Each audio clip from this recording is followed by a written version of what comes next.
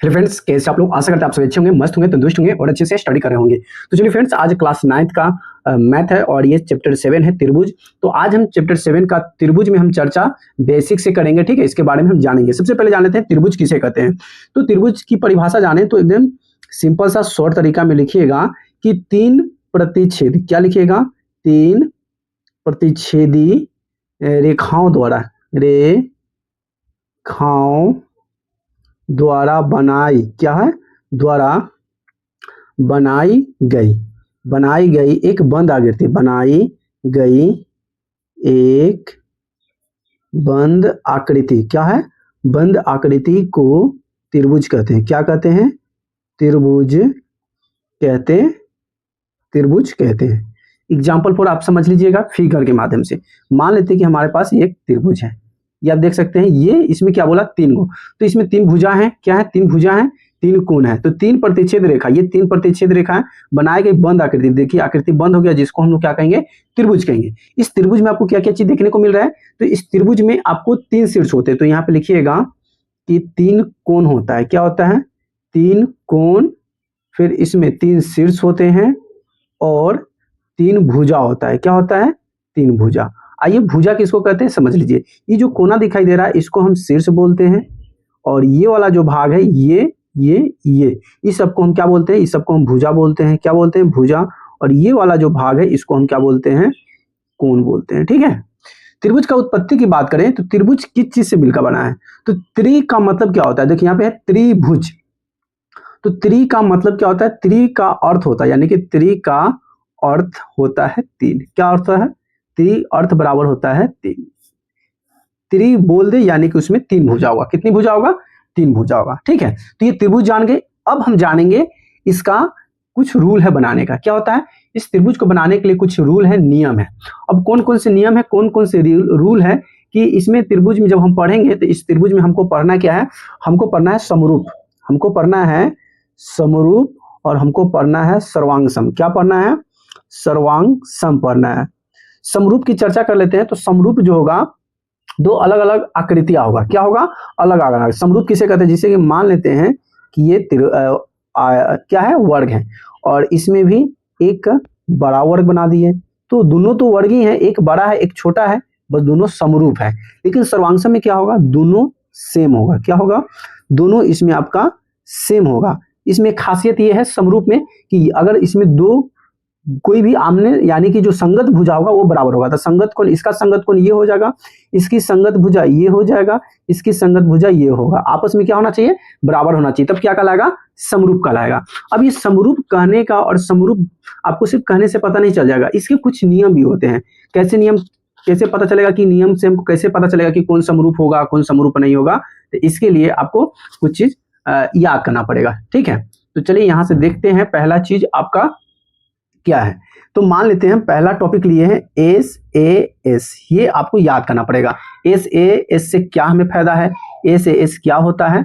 तो अगर इसको देखा जाए, अगर एस ए एस की अगर हम बात करेंगे तो एस का मतलब होता है साइड। क्या होता है? साइड। ए का मतलब होता है एंगल। क्या होता है? एंगल। और एस का मतलब भी होता है side. Side angle side. Side angle side आपको क्या कहता है? आपको समझाने के लिए हम बता दें कि ये त्रिभुज सामने है, यानी कि कोई भी दो भुजा और एक कोण बराबर हो फिर भी हमारा क्या कहलाएगा? सर्वांग सम कहलाएगा। तो इसी को हम समझेंगे। तो इसको हम लिखेंगे कि दो त्रिभुज, क्या लिखेंगे? कि दो त्रिभुज सर्वांग सम होते हैं। क्या होते हैं? दो त्रिभुज सर्वांग सम होते हैं। कैसे होते हैं? होते हैं यदि क्या हो? एक कंडीशन है, यदि एक त्रिभुज क्या हो? आप लिखिएगा कि एक त्रिभुज क्या होना चाहिए? एक त्रिभुज की दो भुजाएं, एक त्रिभुज की दो भुजाएं क्या हो? दो भुजाएं और क्या हो? दो भुजाएं और उनका अंतःकोण क्या हो? उनका अंतर्गत कोण क्या होना चाहिए? कोण दूसरे त्रिभुज के दो भुजाओं क्या हो? कोण दूसरे त्रिभुज के दो भुजाओं क्या हो? दो भुजाओं और उनके अंतर्गत क्या हो? उनके अंतर्गत कोण के बराबर हो, कोण के बराबर हो, तब क्या कहलाएगा? सर्वांग सम कहलाएगा। समझ में आ गया? एग्जाम्पल फॉर अगर हम बताने का प्रयास करें तो समझने का प्रयास कीजिएगा, ठीक है। क्या बोला? दो त्रिभुज। चलिए हम दो त्रिभुज बना लेते हैं। हमारे पास एक त्रिभुज ये हो गया, इस त्रिभुज का नाम दे देते हैं PQR। एक और त्रिभुज बना लेते हैं, इस त्रिभुज का हम नाम दे देते हैं आपका ABC, ठीक है। अब इस त्रिभुज में आपको क्या बोला है? बोला कि दो त्रिभुज सर्वांग सम होते हैं यदि ये त्रिभुज की दो भुजाएं, तो मान लेते हैं कि हमारे पास ये भुजा और ये भुजा, दो भुजाएं और उनके अंतर्गत कोण मान लेते हैं हमारे ये कोण मान लिए, क्या हो? कोण।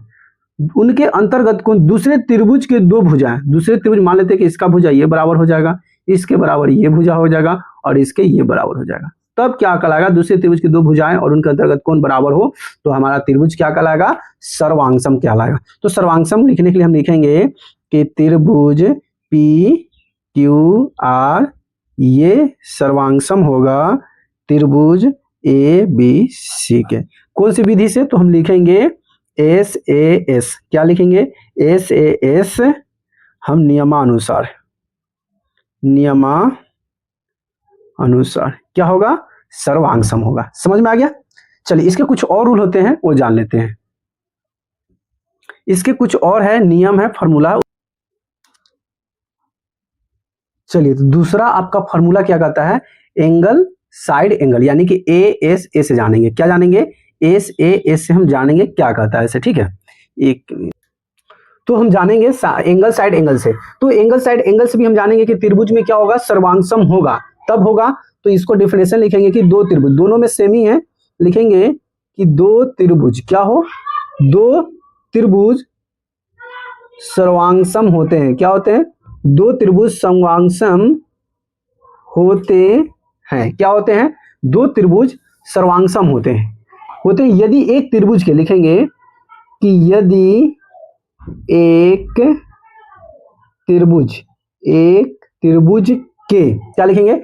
एक त्रिभुज के दो कोण क्या हो? एक त्रिभुज के दो कोण क्या हो?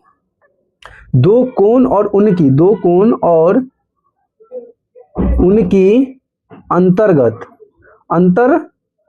अंतर्गत का मतलब होता है अंदर की भुजा दूसरे त्रिभुज के, क्या हो? दूसरे त्रिभुज के दो कोणों और उनकी अंतर्गत भुजा के बराबर हो। क्या हो? भुजा के बराबर हो तो क्या कहलाएगा? त्रिभुज सर्वांग सम कहलाएगा। क्या कहलाएगा? त्रिभुज सर्वांग सम कहलाएगा। एग्जाम्पल फॉर पिक्चर की माध्यम से समझते हैं। आपका मान लेते हैं कि हमारे पास दो त्रिभुज हैं। क्या है? हम एंगल से जान रहे हैं तो हमारे पास एक त्रिभुज ये ले लेते हैं, ये बना लिए, एक त्रिभुज ये बना लिए और यहाँ से एक त्रिभुज ये बना लिए। कंडीशन क्या बोला इसमें? कंडीशन बोला दो त्रिभुज सर्वांग सम होते हैं यदि एक त्रिभुज के दो कोण क्या हो? दो कोण। मान लेते हैं कि हमारे पास एक कोण 60 डिग्री का है और ये वाला कितना है? 45 डिग्री का है। सेम उसी में होगा हमारा ये 60 डिग्री का होगा और सेम इसी में हम 45 डिग्री का ले लिए। तो दो कोण क्या है? बराबर है।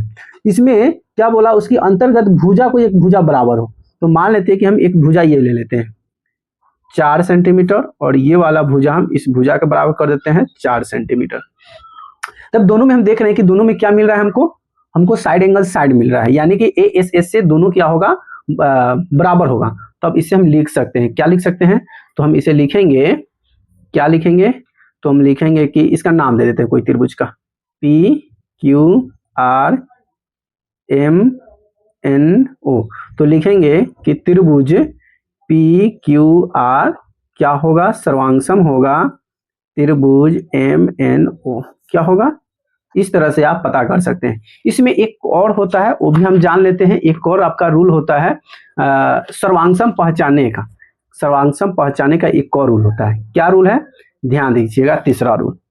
या इसको फॉर्मूला बोलिए, नियम बोलिए, जो आप बोलना चाहते हैं इसको बोल सकते हैं। जैसे कि एग्जाम्पल फॉर आपका एक फॉर्मूला होता है AAS, इसका मतलब होता है एंगल। क्या होता है? Angle side. एंगल साइड से हम जानते हैं कि त्रिभुज क्या होगा? सर्वांगसम होगा। सर्वांगसम, तो सर्वांगसम में आपको क्या पता चलता है? एक मिनट तेरी भयो गोपाला, एक मिनट। चलिए, तो इसको पहले जो हम पढ़े हैं ASA और ये भी आ गया AAS, यानी कि एंगल साइड बोलिए या साइड एंगल बोलिए या एंगल साइड एंगल, मतलब दोनों सेम ही है। बस इसमें आपको पहचानना है कि अगर कोई दो कोण बराबर हो तो इसको डिफिनेशन में आप क्या लिख सकते हैं? तो लिखिएगा कि दो त्रिभुज, क्या लिखिएगा? कि दो त्रिभुज सर्वांगसम। क्या है? दो त्रिभुज सर्वांगसम होते हैं यदि त्रिभुज के, क्या लिखिएगा?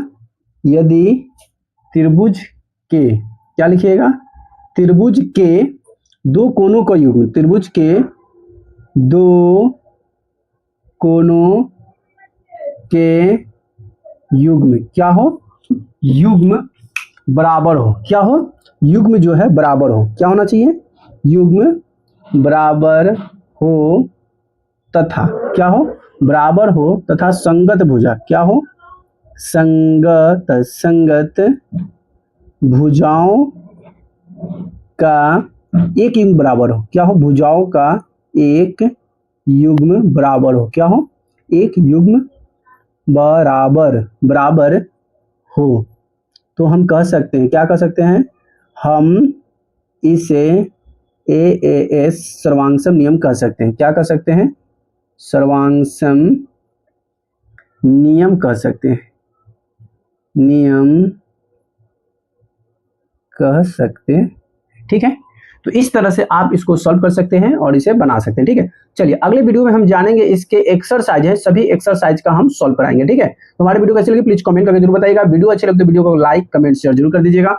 अगर अभी तक पेज को फॉलो नहीं किया तो पेज को फॉलो जरूर कर लीजिएगा और यूट्यूब को सब्सक्राइब जरूर कर लीजिएगा। ठीक है, ओके बाय।